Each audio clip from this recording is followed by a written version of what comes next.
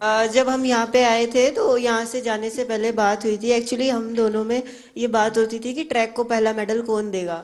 तो फिर जब इवेंट लिस्ट आई तो उसमें पता चला प्रीति का इवेंट पहले है, तो हम श्योर हो गए थे कि पहला मेडल तो यही देगी। तो जब हम यहाँ पे आए तो उससे पहले ये गज्जू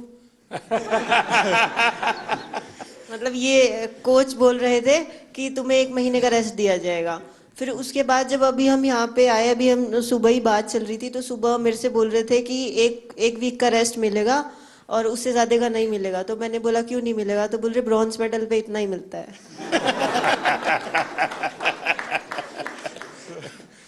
अब तुझे खाना नहीं मिलेगा, पक्का है।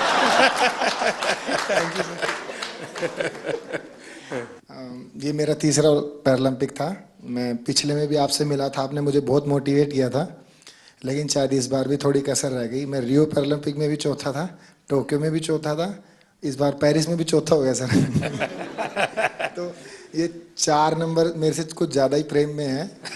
तो मैं इसी 4 नंबर को शायद मोटिवेशन में लेता हूँ, तो सोचता हूँ कि अगला मेरा चौथा पैरालंपिक होगा।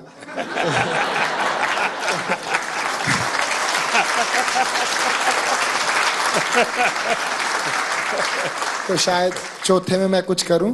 और जैसे कि सर, मैं अपने आप को फेलियर तो नहीं कहूँगा, जैसे कि मैं पैरा की हिस्ट्री में, ना कि इंडिया की में, all over the world para की हिस्ट्री में मैं अकेला ही ऐसा एथलीट हूँ जो इतने बड़े इवेंट में इतनी बार ऐसे रहा है।